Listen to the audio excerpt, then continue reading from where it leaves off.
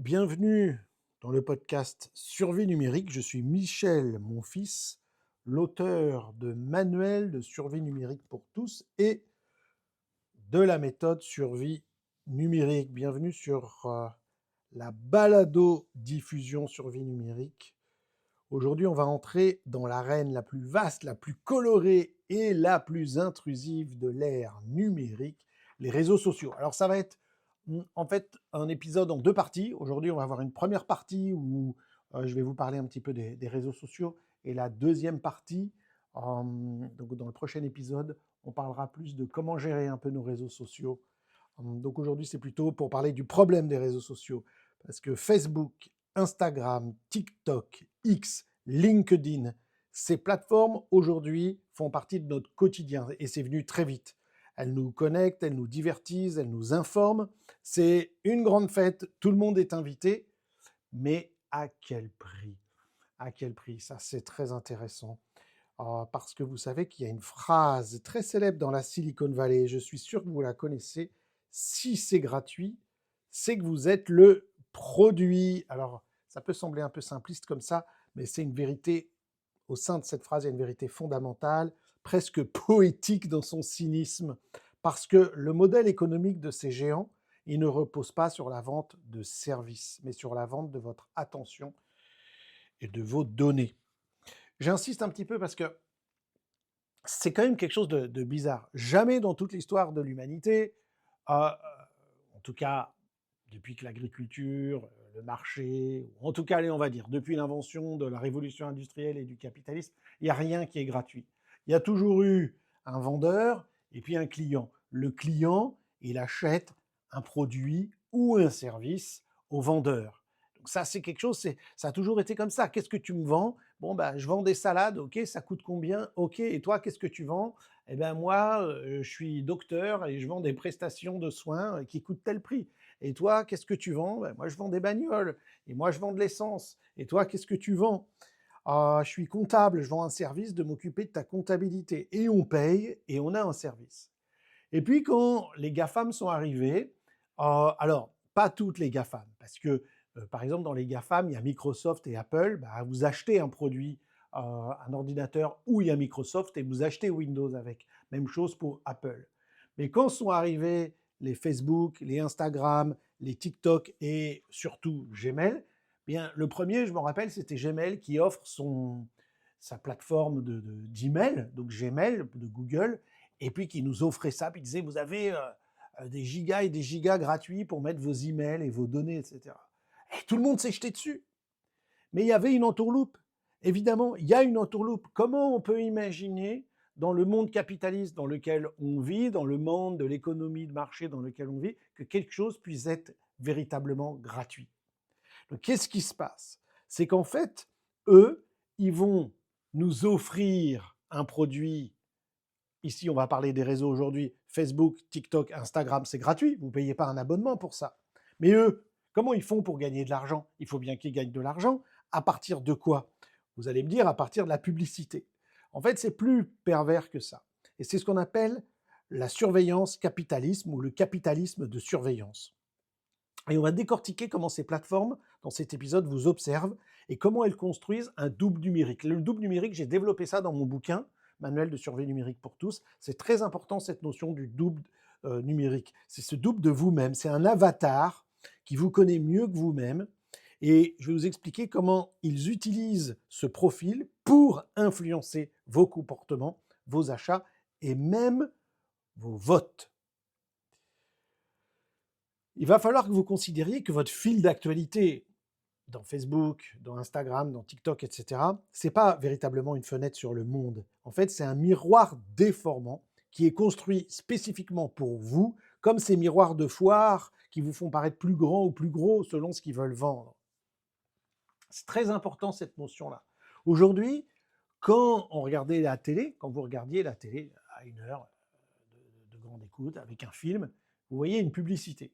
Cette publicité était montrée à tout le monde. Je veux dire tous les Français, tous les téléspectateurs, tout le monde voit la même publicité au même moment. D'ailleurs, à cette époque, tout le monde voyait le même film le même soir. Et le lendemain, au boulot, on parlait du film qu'on avait vu, la grande soirée qu'il y avait eu, et éventuellement, les gens rigolaient des publicités qu'il y avait eu, etc. Mais aujourd'hui, c'est plus du tout ce qui se passe parce qu'on voit tous des films différents qu'on va choisir sur les différentes plateformes, Netflix, Apple, Disney+, etc., etc.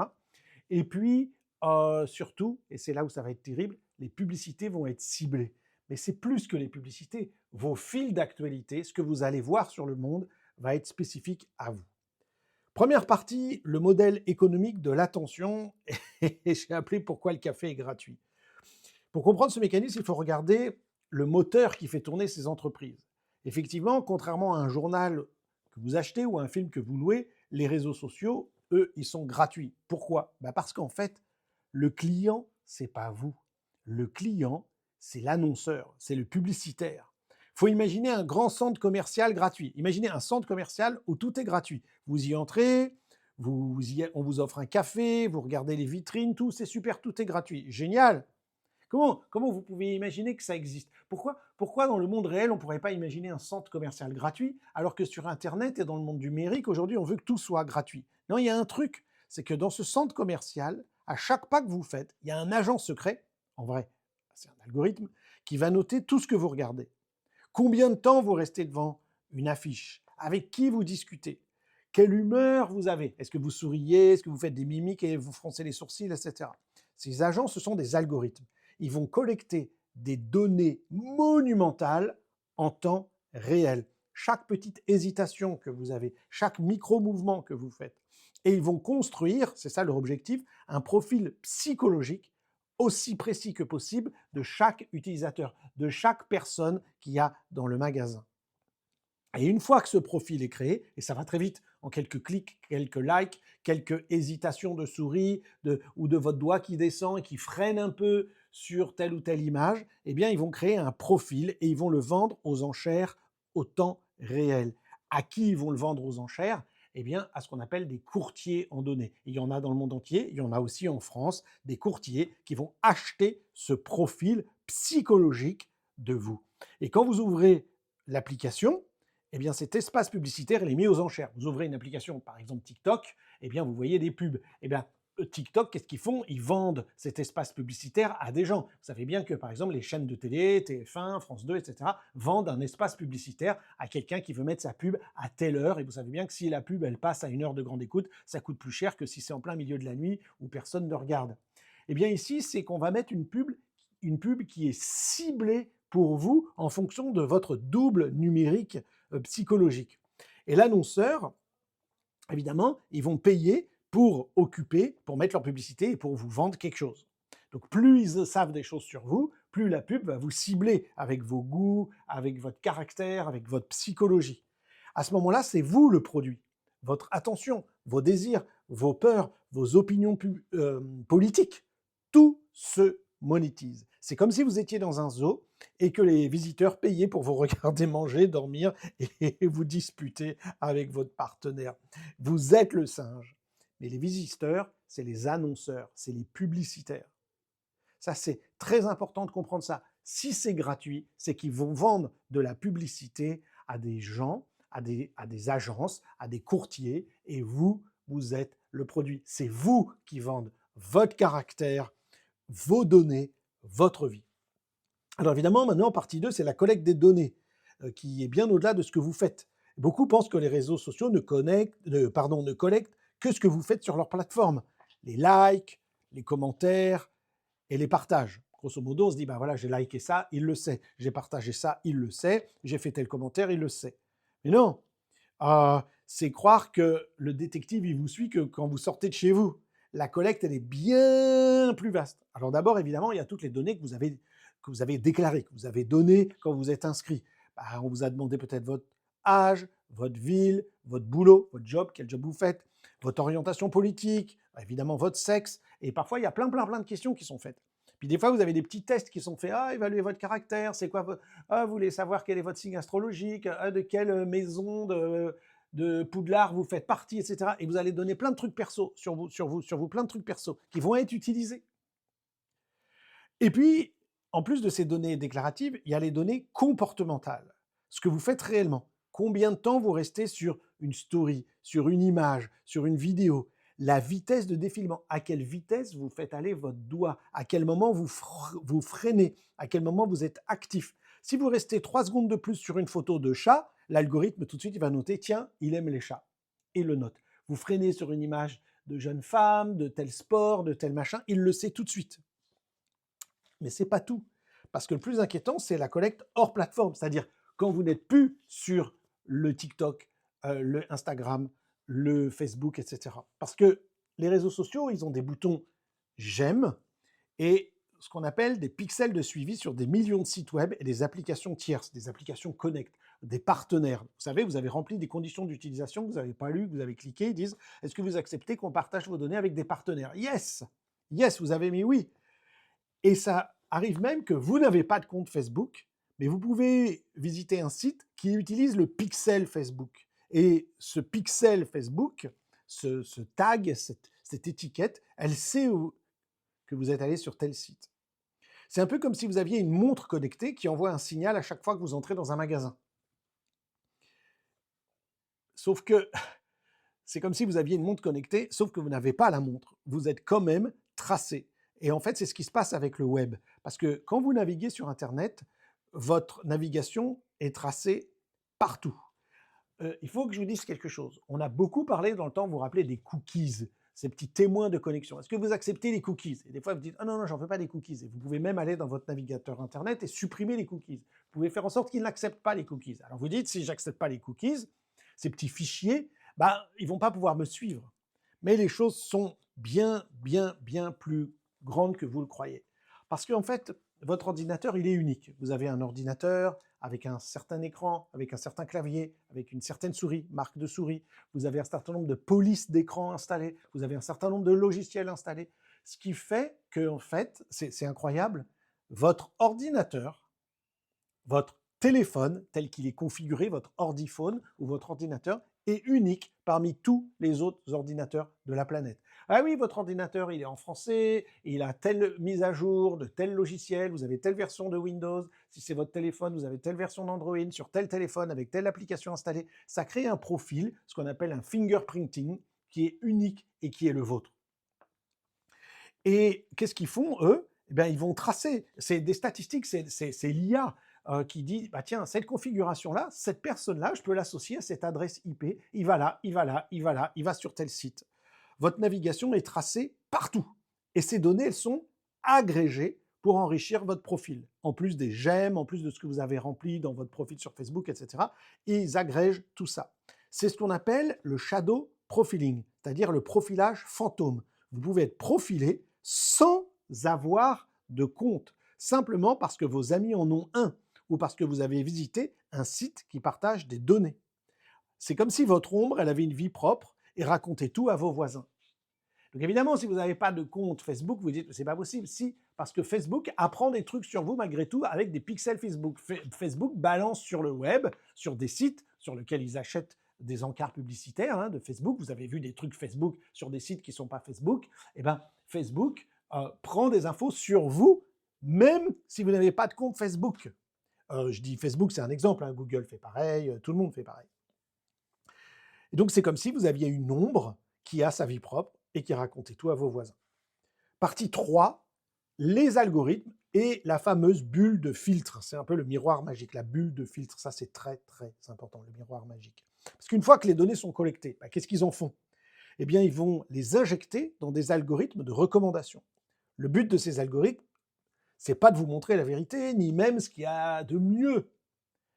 Il faut toujours penser que leur but, c'est de vendre de la pub. Et pour vendre de la pub, il faut maximiser votre temps d'écran. C'est comme autrefois. Plus vous regardiez la télé, plus vous voyez de pub. Plus vous voyez de pub, plus vous êtes manipulé à acheter des trucs. Et je sais qu'on se dit toujours qu'on n'est pas influencé par la pub, mais vous croyez qu'ils dépensent des milliards pour quoi? Pour rien. Tout le commerce de la télévision marche sur la pub. Tout le commerce des médias marche sur la pub. Tous les journaux, les magazines, sauf de très rares exceptions, fonctionnent sur la pub. Vous croyez qu'ils font ça pour rien? Ils savent que s'ils font du tapage publicitaire, ça finit par payer et vous achetez leurs produits. Chacun individuellement pense que non, moi je ne suis pas influencé. mais la réalité, c'est que si. Euh, et donc pour ça, ils veulent maximiser votre temps d'écran. C'est pour ça que j'ai dit que qu'est-ce qui est en vente, c'est votre attention, votre concentration. Plus vous passez du temps sur les réseaux sociaux, plus vous voyez de pubs, et c'est ce qu'ils veulent. Donc ils savent que plus vous restez longtemps, plus vous voyez de pubs, et donc plus ils gagnent de l'argent. Et pour ce faire, ils vont utiliser un truc psychologique. Il faut savoir que cette manipulation est terrible. Il y a des neurospécialistes du cerveau qui mettent leur savoir au service de ces entreprises, de ces géants de la tech, pour exploiter ce qu'on appelle les biais cognitifs. Parce que les humains ils sont naturellement attirés par ce qui confirme leurs croyances, ce qu'on appelle le biais de confirmation. Et par une deuxième chose. Donc on aime bien avoir raison et rencontrer des gens qui nous font dire qu'on a raison. C'est le biais de confirmation, c'est sûr, plutôt que se disputer et de dire maintenant t'as pas raison, t'es un imbécile, c'est pas comme ça, je suis pas d'accord avec toi. On veut rencontrer des gens a priori qui pensent comme nous, avec lesquels on est d'accord, et on se dit ouais voilà on est d'accord et on va être potes. Mais aussi les humains, ils sont attirés par ce qui suscite des émotions fortes. Et évidemment, il y a deux émotions qui sont très fortes chez les humains, c'est la colère et la peur. Et donc l'algorithme, lui, il n'a pas d'émotion, ce sont des chiffres, ce sont des formules mathématiques, mais lui, il apprend vite. S'il voit que vous vous arrêtez 2 secondes de plus sur une vidéo politique controversée, bah, il voyait que vous freinez, donc vous passez plus de temps. Donc il va vous en balancer 10 autres du même genre. Et résultat, vous voyez plein de vidéos comme ça qui vous stimulent et vous finissez enfermé dans ce qu'on appelle une bulle de filtre. Vous ne voyez plus que ce qui vous ressemble. Le monde extérieur, qui en réalité il est nuancé et il est complexe, eh bien il disparaît. Vous pensez que tout le monde pense comme vous, ou que le monde est plus dangereux qu'il ne l'est. Il veut vous montrer, ces algorithmes veulent vous montrer, veulent vous mettre en colère, veulent vous faire peur, veulent vous faire croire que les gens pensent comme vous, ils veulent vous enfermer dans un système. C'est comme si on vivait dans une pièce où les murs sont des miroirs, vous ne voyez que votre reflet, et vous pensez que le monde entier est comme vous, alors qu'en réalité, vous êtes juste isolé dans votre propre écho. Et alors, qu'est-ce qui se passe? Et vous le voyez partout autour de vous en ce moment, c'est ce qui se passe partout. Ça polarise les débats, ça radicalise les opinions, ça fragilise le tissu social. C'est une ingénierie sociale à grande échelle conçue pour garder les utilisateurs accrochés, dépendants. Et évidemment, la plupart du temps, au détriment de notre santé mentale et de notre perception de la réalité. Et il y a des études qui ont été faites par des psychologues, et il y a des gens qui travaillaient chez Facebook et autres qui ont dit qu'ils savent que, par exemple, les réseaux sociaux augmentent le suicide, augmentent l'anorexie, augmentent le malaise et fait qu'on a une mauvaise image de nous, augmentent la colère, augmentent la fragmentation de la société. Ils le savent. Et ils continuent. Les politiciens le savent et ils laissent faire. Alors, partie 4, la monétisation de l'influence quand le produit vote. Eh bien oui, ce modèle a des conséquences directes sur votre vie. Les données collectées permettent un ciblage publicitaire ultra précis et une entreprise peut viser spécifiquement, par exemple, les femmes de 25 à 30 ans vivant dans telle ville, intéressées par le yoga et ayant montré des signes de stress récents. C'est très facile pour eux. Sur les milliards de données collectées, ils disent à l'IA, allez hop, trouve-moi toutes les femmes de cet âge-là qui font du yoga, qui sont stressées, etc. Puis tu vas leur vendre ça et ça et ça. Mais ça va beaucoup plus loin. Il y a des études qui ont montré que ces plateformes peuvent être utilisées pour influencer les élections, diffuser de la désinformation et manipuler l'opinion publique. Je ne sais pas si vous vous rappelez, en 2018, il y a eu cet énorme scandale du Cambridge Analytica. J'ai toujours du mal à lire, Cambridge Analytica. Il y a un bouquin qu'il faut lire que j'ai là sous les yeux de Christopher Wylie, W-Y-L-I-E, c'est chez Grasset, s'appelle Mindfuck. Le complot Cambridge Analytica pour s'emparer de nos cerveaux. C'est gigantissime ce livre, il faut le lire. Ça a révélé comment les données de millions d'utilisateurs Facebook avaient été utilisées pour créer des profils psychologiques et cibler les électeurs avec des messages politiques personnalisés lors de l'élection présidentielle américaine. Alors ça avait d'abord été testé en Afrique et ça marche, et puis pour le Brexit anglais ça marche, pour l'élection de Trump ça marche. Ce n'était pas un accident, c'est la logique du système poussée à son extrême. Ils ont demandé aux gens, il y avait des petits tests gratuits sur Facebook, évaluer votre caractère, etc. Et c'est des vrais tests de psychologues. Et en fonction de votre caractère, eh ben, ils ont montré aux gens spécifiquement un certain nombre de publicités qui les ciblaient pour aller dans le sens de leur caractère ou les faire réagir spécifiquement. Euh, c'est gigantissime. Euh, c'est comme si un vendeur de voitures savait exactement tout, la couleur, etc. Il va vous faire acheter exactement la voiture de vos rêves, sauf que la voiture, c'est votre vote, en fin de compte. Donc une voiture, bah, c'est pas très grave, on va vous pousser à acheter une voiture, un bien de consommation, c'est une chose. Mais sauf qu'aujourd'hui, c'est au détriment de notre attention, de notre concentration, de notre bien-être mental, etc. Et influencer les votes, la politique, la société. Donc on a ici des grands acteurs du numérique, des ultra-milliardaires qui ont des, comme on dit, des agendas politiques et qui vont traficoter des choses pour pousser les foules à voter dans telle ou telle direction et à faire élire telle et telle personne. Alors comment se protéger? C'est la dernière partie, c'est le kit de survie. Dans le deuxième épisode, je vous dirai des choses autres sur les réseaux. Bon, la solution radicale, c'est de quitter tous les réseaux sociaux. Je sais que ce n'est pas réaliste pour tout le monde, et donc c'est ce que je vais vous donner, des trucs. Personnellement, j'ai déconnecté les réseaux sociaux. Vu mon métier, les formations que je propose en numérique, etc., je pourrais être à fond dans les réseaux sociaux. Ce serait utile pour moi. Mais comment je peux critiquer et faire partie du système? Avoir un compte Instagram et dire qu'Instagram bousille notre cerveau. Avoir un compte TikTok, etc., et dire que c'est... Non, on peut critiquer en étant en dehors du système. Maintenant, on pourrait, mais je vais vous dire un truc, j'avais installé un compte Instagram à un moment donné parce que je voulais faire des trucs, et puis je me faisais avoir. Je scrollais, je défilais, et je regardais des trucs débiles, et des trucs moins débiles, mais j'y passais un temps fou, et j'ai autre chose à faire de ma vie que de laisser mon doigt défiler sur mon téléphone pendant des heures. J'ai des bouquins à écrire, des articles à faire, des formations à donner, m'occuper de ma famille, faire à manger des aliments sains, faire des choses intéressantes, des choses qui font que ma vie vaut vivre selon mes valeurs. Mais je vais quand même vous donner 5 idées concrètes, actions concrètes pour reprendre un peu le pouvoir, si vous ne voulez pas vous déconnecter complètement. Et je vous assure que les gens qui se déconnectent, qui ferment à un moment donné leur compte Facebook ou Instagram ou TikTok, c'est une libération. Ce qu'on appelle le minimalisme, c'est un soulagement. On n'a plus toutes ces notifications, etc. etc. Voilà. Première chose, si vous utilisez quand même les réseaux, 1, minimisez les données déclaratives. Ne remplissez pas votre profil avec des informations réelles. Utilisez des pseudonymes, des fausses dates de naissance. Moins vous en donnez, moins l'algorithme peut vous cibler précisément. C'est un peu comme porter un masque dans une foule. Donc faites-le. Si vous avez déjà votre compte Instagram, TikTok ou Facebook, allez-y, modifiez le nom, modifiez le pseudonyme, modifiez la date de naissance, modifiez les trucs tant que vous pouvez modifier.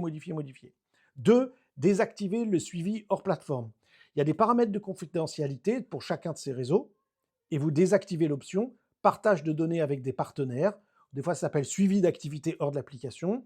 Évidemment, c'est caché dans des menus complexes. Il faut aller chercher loin, parce qu'ils ne veulent pas que vous le fassiez. Et c'est crucial. C'est comme fermer les rideaux de la maison. Donc, cherchez ça. 3, des bloqueurs de trackers. Il y a des trackers, des pisteurs qui vous suivent partout. Si vous utilisez un navigateur Internet, le premier et le seul qu'il faut mettre, c'est une extension qui s'appelle uBlock Origin. Attention, il y en a d'autres qui peuvent s'appeler uBlock quelque chose, c'est uBlock Origin. Et ma recommandation, c'est que vous arrêtez d'utiliser Safari, arrêtez d'utiliser Chrome, vous installez Firefox, c'est un navigateur Internet, avec l'application uBlock Origin. Vous l'installez et vous l'oubliez, ça fonctionne tout seul. Et en plus, vous ne verrez plus de pubs sur Internet, terminez les pubs. Ou alors, il y en a un autre navigateur qui est Brave, ou Brave en français, qui inclut ce bloqueur de pisteurs. Et dans les deux cas, Brave ou Firefox avec uBlock Origin, ça va bloquer les pixels de suivi et les fameux cookies. Bloqué, bye bye.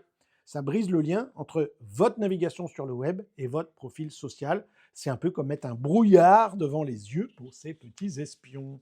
Ça, c'était le point 3. Le 4, soyez conscient de ce que vous faites, de votre consommation de réseaux sociaux. Posez-vous la question. Pourquoi est-ce que je suis sur ce réseau? Pourquoi j'utilise cette application? Est-ce que c'est pour vérifier les actualités? Parce que si c'est le cas, ce qu'on appelle un agrégateur RSS, c'est beaucoup mieux, c'est beaucoup plus neutre. Donc il y a d'autres manières de faire autrement si c'est pour les infos. Si c'est pour rester en contact avec de la famille ou des gens, utilisez une messagerie chiffrée. comme Signal, avec des groupes fermés plutôt que des flux publics. Donc mettez les trucs, partagez pas vos données au public. Faites en sorte que toutes vos données soient privées et ne peuvent être vues que par vos amis proches. Et puis, dernier point, nettoyez régulièrement, le grand nettoyage, c'est-à-dire vérifiez toutes les applications que vous n'utilisez plus dans votre téléphone, sur votre ordinateur, désinstaller, videz votre historique de recherche, réinitialisez votre identifiant publicitaire. Sur mobile, il y a ça, sur votre téléphone, vous pouvez réinitialiser à votre identifiant publicitaire pour casser le lien avec vos anciennes données. C'est un peu faire le grand ménage de printemps dans votre vie numérique. Faites ça. Regardez les différents réseaux, voyez tous ceux que vous utilisez peu ou pas, débarrassez-vous-en, faites un test, ça va vraiment changer votre vie. Les réseaux sociaux, c'est vrai, ce sont des outils puissants, sauf qu'ils sont conçus pour exploiter nos faiblesses psychologiques au profit d'un modèle économique basé sur la surveillance capitalistique. Et comprendre ce mécanisme, c'est le but de cet épisode, c'est reprendre un peu de pouvoir. Évidemment, c'est pas l'idée de devenir paranoïaque, mais c'est de devenir conscient. Savoir que chaque like, chaque partage, chaque minute passée sur ces réseaux, c'est une donnée vendue. Et le fait de savoir ça, ça va changer votre façon d'interagir avec ces réseaux sociaux. Donc ne laissez pas les algorithmes décider de ce que vous voyez et de ce que vous pensez. Reprenez le contrôle de votre attention, parce que votre attention, votre concentration, c'est votre ressource la plus précieuse. C'est ça qui fait de vous un être humain. Alors rappelez-vous mon petit adage, prenovitus pramunitus, prévenu à demi armé. Restez connectés si vous le souhaitez, mais gardez votre esprit libre. Et n'oubliez jamais, si c'est gratuit, c'est qu'on est en train de vous vendre, c'est que vous êtes le produit. Merci d'avoir écouté cet épisode de Survie numérique. Je suis Michel, mon fils. Si ce contenu vous a été utile, laissez un avis, partagez-le à un ami qui passe 4 jours, pardon, pas 4 jours, qui passe 4 heures par jour sur TikTok. Connectez-vous sur survienumérique.com, inscrivez-vous à la newsletter et vous trouverez mon livre dans toutes les bonnes librairies. Vous pouvez le commander, un manuel de survie numérique pour tous. À très bientôt.